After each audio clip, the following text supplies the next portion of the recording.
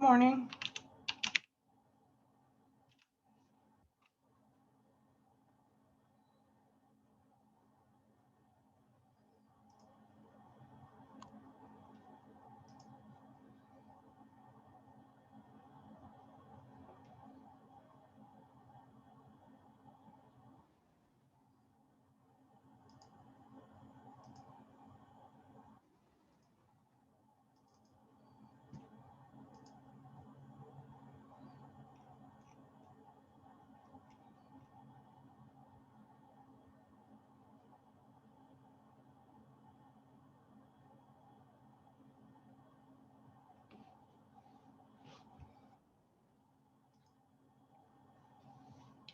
I posted the video that we watched yesterday in case you want to review some of the tips that she has for paraphrasing, quoting, and summarizing. It's right here under announcements. I also have some stuff about commas versus semicolons if you have comma splice issues that I've been pointing out in your writing. I also want to take a look at our next assignment that's coming up, which is the first draft of the paper. Okay. This is the paper that explains both sides of your controversy. It does not take a position. It just says, here's what are 3 things that one side believes. Here's 3 things that the other side believes. Okay. And that's due a week from today. The first draft, we'll do, as we'd usually do, 2 drafts of it. So let's take a look at the assignment, see if you guys have any questions about it. So let me blow this up a little bit.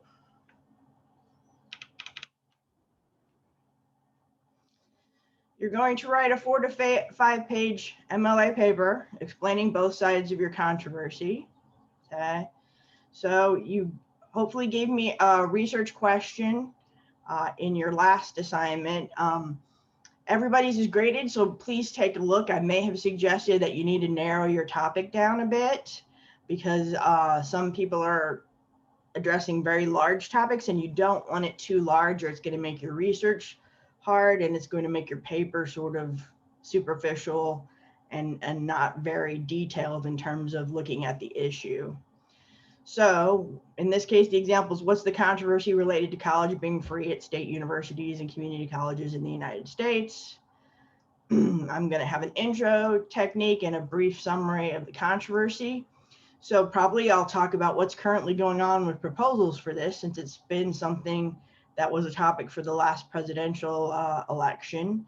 There are some proposals out there for it. So I'll probably cover the most recent proposals and suggestions. I think Bernie Sanders had one. I'll see what the president is talking about and just give a brief background after my intro. Okay.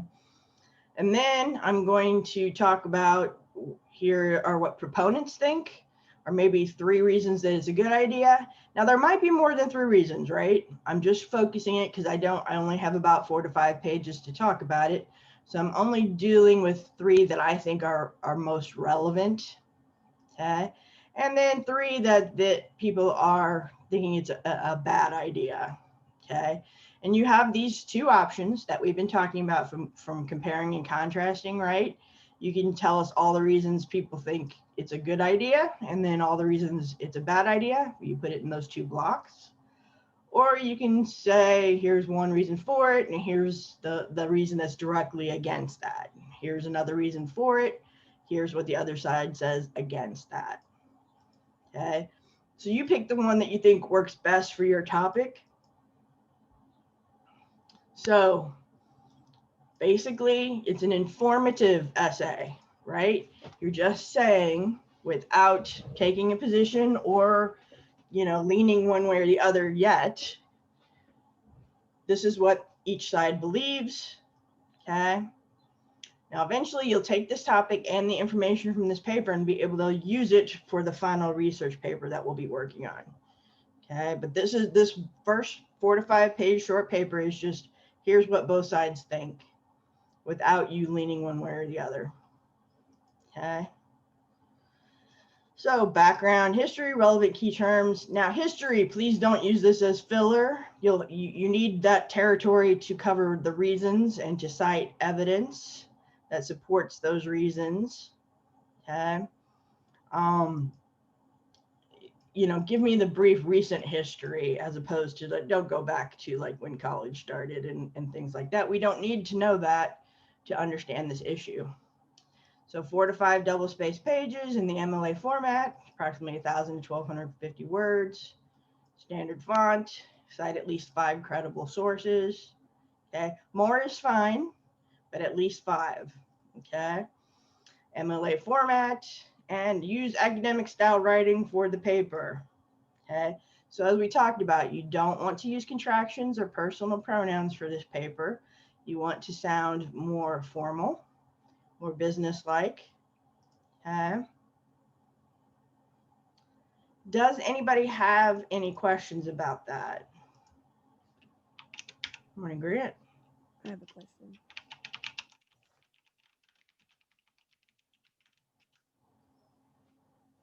I have a question. Hear someone? Are they asking a question? I have a question. Sure. Is that the specific topic that we have for the controversy, or do we pick our own? This is the topic that you are going to, that you want to use for the research paper eventually. So Okay. what we're doing is we're doing 2 papers. This first paper is to get you really familiar with the issue and both sides. And then you're going to take that information and decide which position that you want to take, and then use evidence to defend that position for the final research paper. So there's 2 papers basically on the same topic. So right now, if you don't like the topic that you chose for your assignment 2, or if you changed your mind, that's fine. But this is the point you want to do that. You want to keep, otherwise you won't have a lot of information that you can take from this paper and go into our final paper. Does that make sense? Yes. So yeah, basically this is the topic you told me you wanted to talk about, whether it's, you know, transgender athletes in sports or paying professional athletes, whatever you told me you were thinking about doing. Now you're going to take it and write this paper showing me what both sides think. So we need to choose our topic and then develop a research based in a comparison. So, Yeah. but how is will how will we work this comparison during the test? In terms of in the paper, how you'll do the comparison, what your thesis is. Yes, I know that you explained it in our few classes, Mhm. but I have some doubts with this Okay. type of tests. Hopefully you already have your topic chosen from doing assignment 1 and assignment 2. Yes, I had. Okay, cool. So then you take that topic and you have your research question. Like I said, I've asked some people to narrow it down a little bit. So if you have a nice one, like who was doing discrimination against LGBT athletes, that's the most specific one I can remember right now. I cannot remember. But so the research question that you might have had, what you want to do for your thesis is answer the research question. So what is the controversy regarding LGBTQ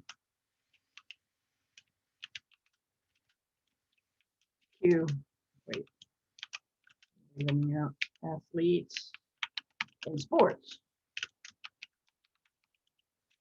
So your thesis would cover the reasons. So perhaps you say the reasons have to do with the controversy regards participation.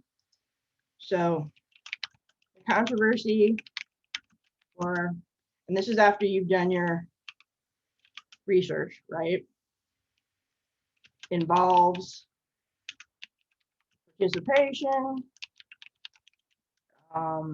and you cover the reasons. You guys know the topics better than I do at this point, most of them. So where are the areas that there is discrimination? So if it's in participation, if it's in qualification for an event, and say facilities. So then I'll know that you're going to look at both sides. What do people say about participation? What do people who are pro-participant say? What do those against it say? Or for letting athletes qualify against it? You know, for providing facilities or allowing shared facilities. So let's do another one as an example. Let's see. You want to give me your topic and we can try it out? My topic is xenophobia. I'm sorry. What was it again? Xenophobia.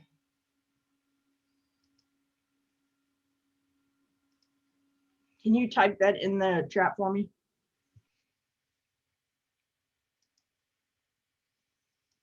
My brain is not processing well today.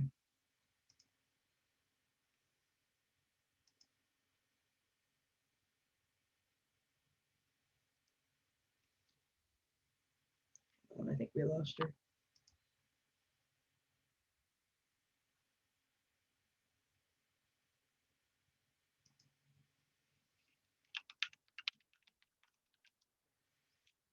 Okay, xenophobia.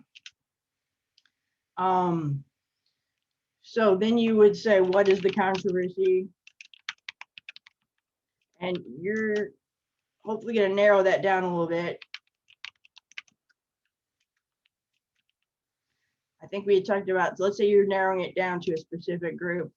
Xenophobia regarding Asian people of Asian descent. There have been a lot of that in the news because there have been a lot of attacks. So xenophobia toward Asian Americans and immigrants. And so your thesis would be the answer to that question.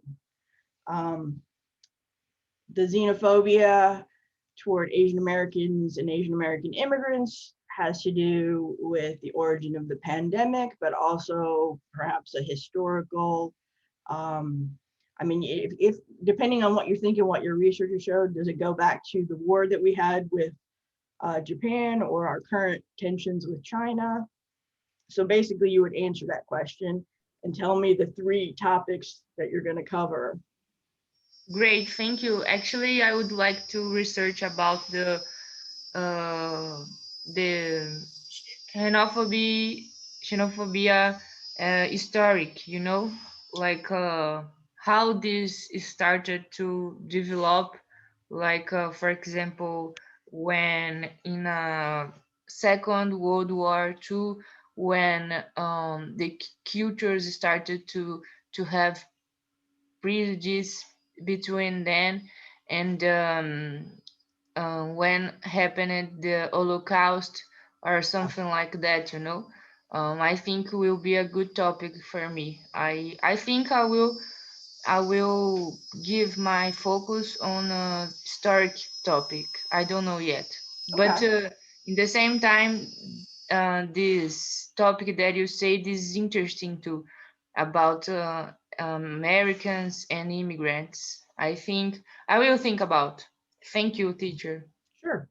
Yeah, there's a lot of good topics regarding that because it's certainly become more prevalent recently.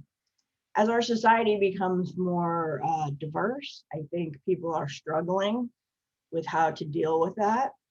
And we have historical roots, you know, in xenophobia for a lot of different parts of our cultures. So yeah, it's an interesting topic. So basically your thesis is going to be the answer to your research question.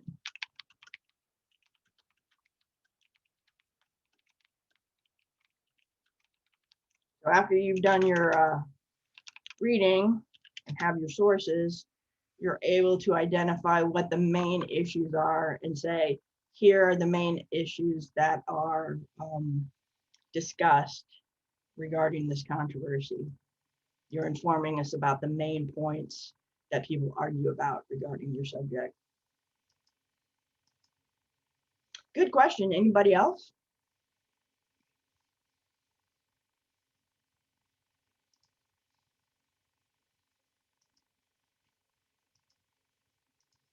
I just want to make sure everybody's good because I've attached these two papers, and sometimes that confuses people because you're basically doing two papers on the same subject, right? You chose your subject in the last assignment we did. Now you're going to inform me about both sides, and then in the next paper after that, you're going to take a side.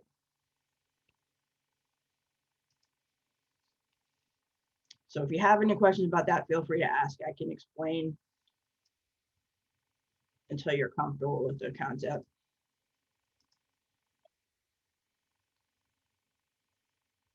All right, let's pick up where we left off yesterday with our paraphrasing practice.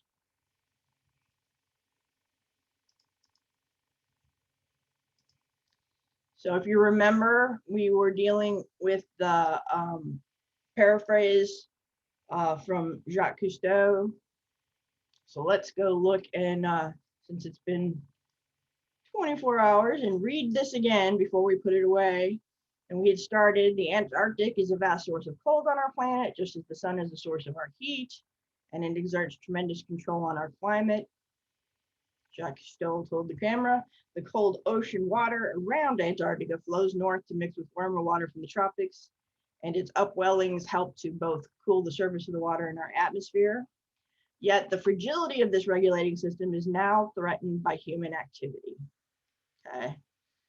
And this is back in 1990. So we're talking, 20 years ago, he was talking about it. So then if we put it away and go back to the paraphrase where we had started, making sure that we reword each of the ideas like we were explaining it to somebody who was having trouble understanding the original version. So according to marine biologist Jacques Cousteau, perhaps the coldest place on Earth is the Antarctic, as it has a vast influence on the Earth's weather. Let's put and. You guys did a great job. Then the next one, the cold water travels to mix with warmer water, we'll say, which affects our weather. So what is the next point?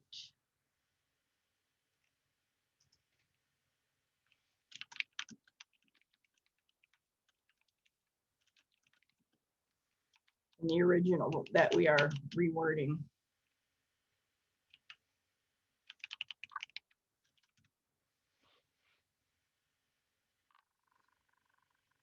The coldest place on Earth is the Antarctic. It has a big influence on our Earth's weather. Cold water travels to mix with warmer water, which affects our weather. And what else?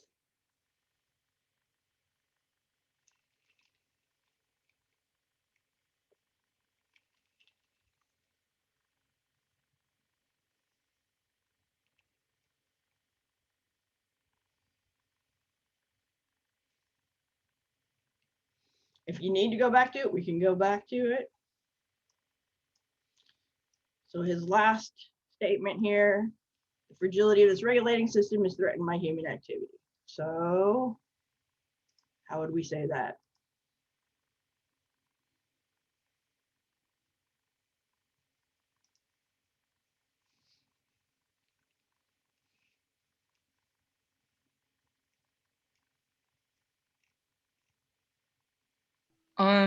About the fragility of this regulating. What's happening to it? Um, Here is about the human activity, about Right. that. So how can we say, yeah, instead, because he says human activity right in there. So he's basically saying,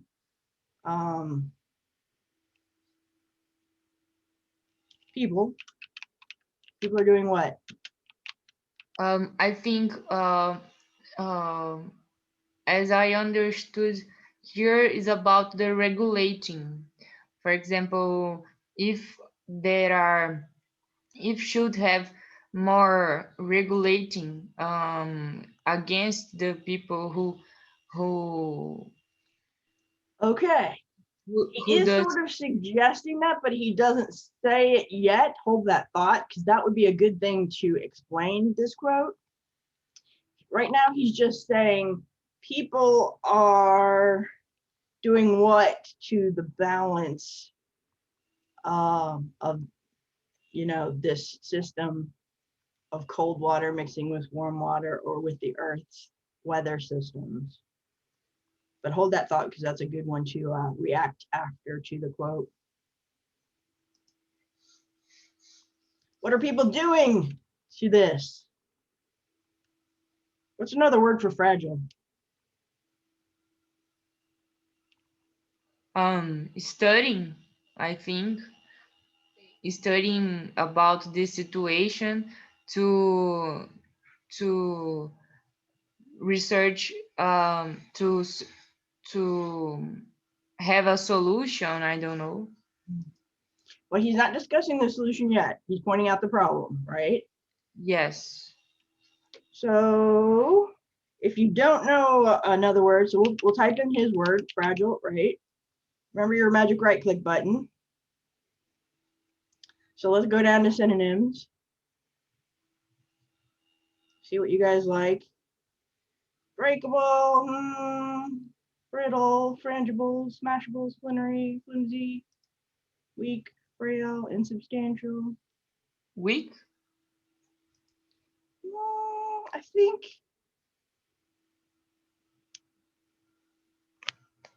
what do you guys think? Because he's not saying it's fragile means easily, you know, this the word that I want isn't there. Let's try this. Because he's not necessarily saying that the process itself is wrong. It's just easily affected. How about delicate? Or if we don't like that, we can look. It's sort of a different flavor. Intricate, you know, because it's a thing with a lot of moving parts. People are affecting this delicate system, right? So I can't exactly remember what the last part it was, so let's go back and check the original, right? The fragility of this regulated system is being threatened by human activity. Okay, now I can go back, right? So people are negatively, if they're threatening it, they're negatively affecting this delicate system with, guys, help me out. Instead of human activity. You need Pollution. maybe you need. Somebody say pollution? Yeah.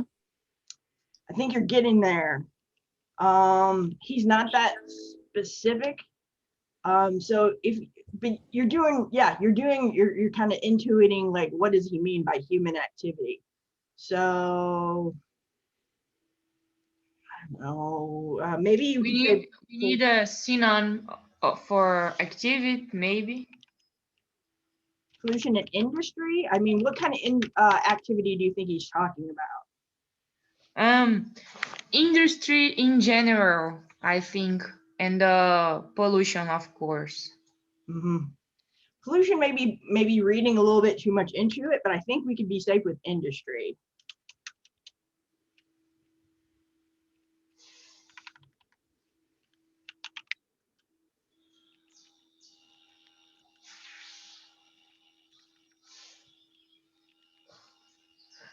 I think different type of activities. Activities, I like that word.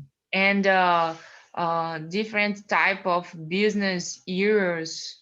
I don't know, but it's good. It is good. We're getting there. Right now, it's a shitty first draft, right? Don't forget that. So when you have sort of the basic concepts back, then you can go back and say, okay, what does the original say, and check to make sure that we haven't added to it or taken anything away from it. So we've got the Antarctic is a vast source of cold on our planet, just like the sun is a source of heat, and it exerts tremendous control on our climate. So we have according in one thing, since we don't have the original article, you might want to check who Jacques Cousteau is. He's actually kind of the pioneer of marine conservation, but I don't think he has a marine biology degree. So this is the part where I'm going back and checking to make sure I didn't put anything in there that's not accurate. So in this case, I think I would change this word to conservation, because I went back and checked about his qualifications. I'll say, according to marine conservationist Jacques Cousteau, perhaps the coldest place on Earth is the Antarctic, and it has a vast influence on the Earth's weather. I really like that. I think that does a good job expressing that point. The cold water, how about we put, because he's specific, the Antarctic cold water. Antarctic's cold water travels to mix with warmer water, which I think we need to say, he's saying it has a really strong effect. So what word can we put there to describe the effect? What do you guys like?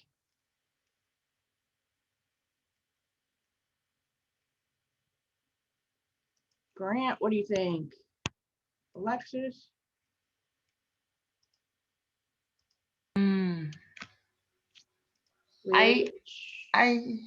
What's your advice for this? Anybody want to help before I make some suggestions? How much does it affect our weather?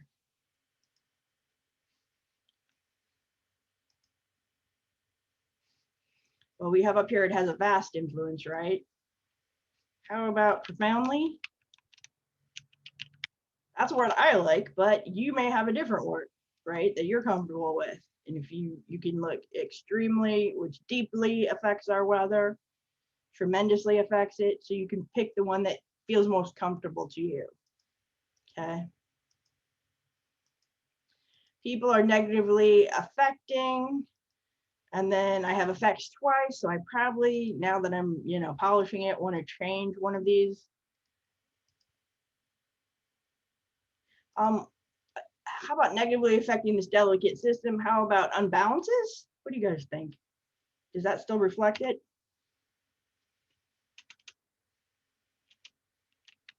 People are unbalancing.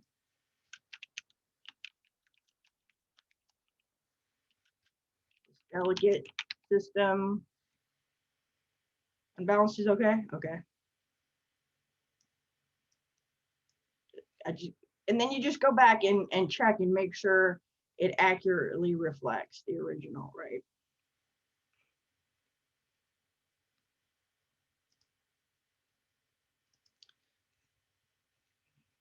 Or we say people's activities. I can't get away from activities. Somebody help me get away from activities. It's stuck in my brain. Maybe actions. Okay, I like that. People's actions are unbalancing this delicate system. Actually, I think we can do that because he's not as specific as we're being, so we don't want to add anything he's not saying. People's actions are unbalancing this delicate system. What do we think?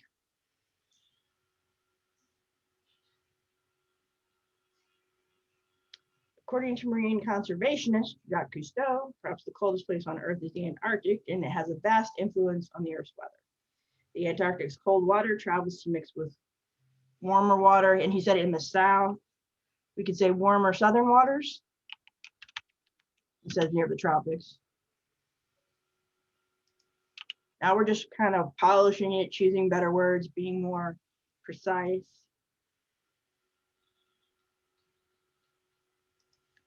Warmer southern waters, which profoundly affects our weather. Okay. People's actions are unbalancing this delicate system. I don't know. You guys think it sounds too close to the original? I think we're getting far enough away. What do you think? It's very good, I think. You won't talk about the business part, or it isn't your goal? Since he's not that specific, I think we're better off being a bit more vague. Right. But that's what we were kind of like this is the danger, because like that's what I was thinking too when I read the passage. Oh, he means things like pollution, just like And you guys were suggesting. yes, But I don't want to put words in his mouth. It's tempting though, isn't it? exactly. Yeah.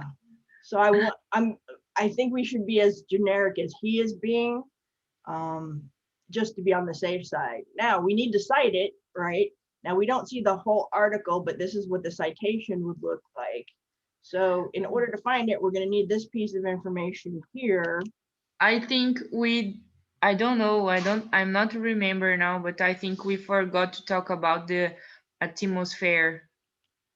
We forget to talk. Let's look good. If we, yeah, the vast source of cold. When they say help to cool both the surface water and our atmosphere. Ah, yes, good. Excellent point. Let's go back and see where we can add that. So the cold water travels to mix with warmer southern waters. Oh, you said about weather. You think that is it? Do you think that covers it?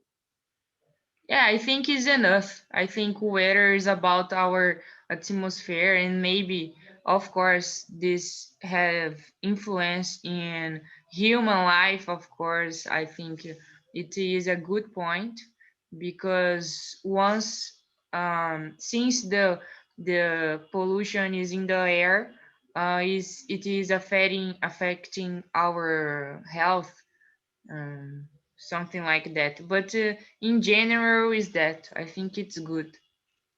Okay, you guys, everybody else good too? But I think, yeah, I think it's good that we went back and checked what you were saying, just because that's what you do. You just go back and forth between the original and make sure that you're not adding to it. So like we thought about putting business or pollution, but he didn't really say those specifically. So I like, actions.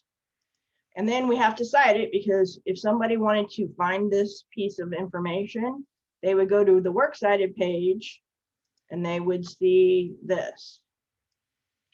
So that's what the entry would look like on the works cited page. But if we don't have this here, even though we've said who we've attributed the quote to Jacques Cousteau, if we don't have this information, they can't look it up easily on the works cited page. All right, so you can see it's the same kind of thing we do when we're writing essays. It's like we make a kind of a shitty first draft, then we go back and forth between the original and polish it, add better words, be more specific, make sure we're not being too specific. Yeah, that's the hard part about paraphrasing. One reason people find it so difficult is it really is hard not to read more into it than that is there, or to find words to say what somebody else has already said. It's challenging. All right, let's start another one, because this is a big part of what we're going to do. We probably won't finish this one until tomorrow. Let's look at this one.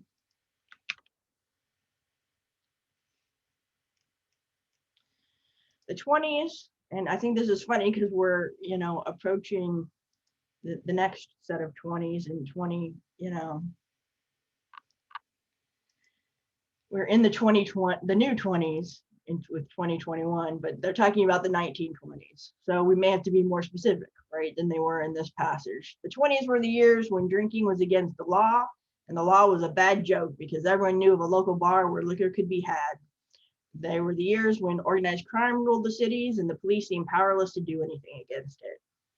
Classical music was forgotten while jazz spread through the land, and men like Bix Beiderbecke, Louis Armstrong, and Count Basie became the heroes of the young. The flapper was born in the 20s with her bobbed hair, short skirts. She symbolized perhaps more than anyone or anything else America's break with the past.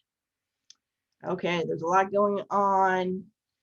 Let's read it one more time, and then we'll start working on the first idea, because that's about all we'll have time to. The 1920s were the years when drinking was against the law. Yeah, the 1920s was called the era of prohibition. But that law was a bad joke because everyone knew of a local bar where liquor could be had. And organized crimes ruled the cities, and the police seem powerless. So if we were going to rephrase that,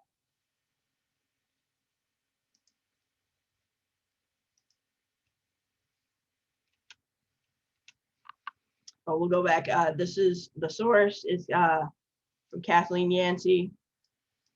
Okay. Now we don't, I prefer we knew who she was. So we're going to call an author because she's writing it. But we don't have much more information about it.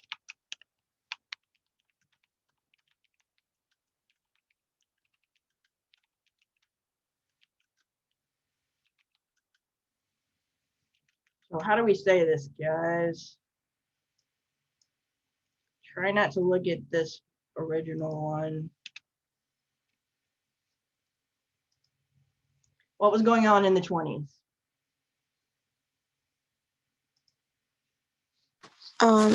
You could say that prohibition began in the 20s. Actually, I think it began like 1919 or whatever, but the 20s. And then when she said that it was like a local joke, you could say that speakeasies were prominent, so it wasn't really enforced. So yeah, the prohibition against alcohol in the 1920s wasn't being enforced, right? Like you said. So basically, no one respected the law.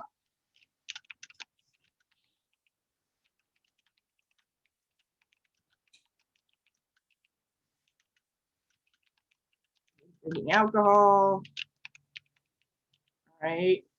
What was the next thing?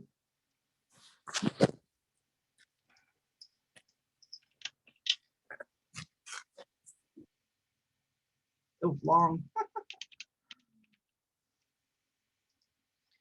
And what did she mention? Two specific groups next. Who are they?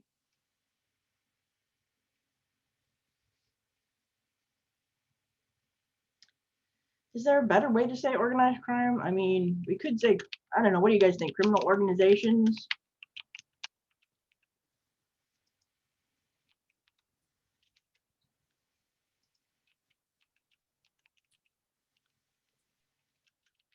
They were powerful?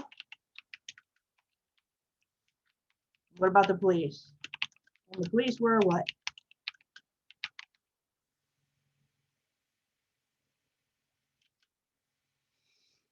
The criminal organizations are powerful. The police are, I'm going to be parallel here.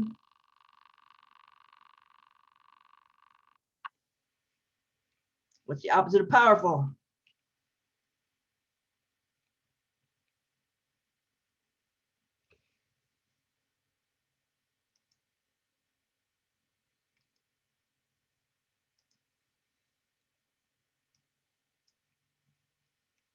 Sometimes it'll show the antonyms also, which are the opposites.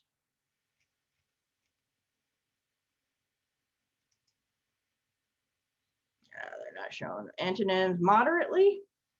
I disagree. They were, if we want to do parallel, we could do powerless or weak. Helpless. I like helpless, really. Okay, we got a good start on that one. We'll keep working on it tomorrow.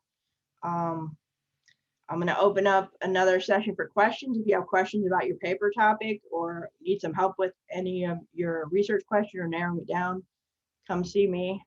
I'll be here for the next 10 minutes. Otherwise, I'll see you tomorrow and we'll keep working on this paraphrase practice. Okay. See you. Bye bye. Have a good day. You too.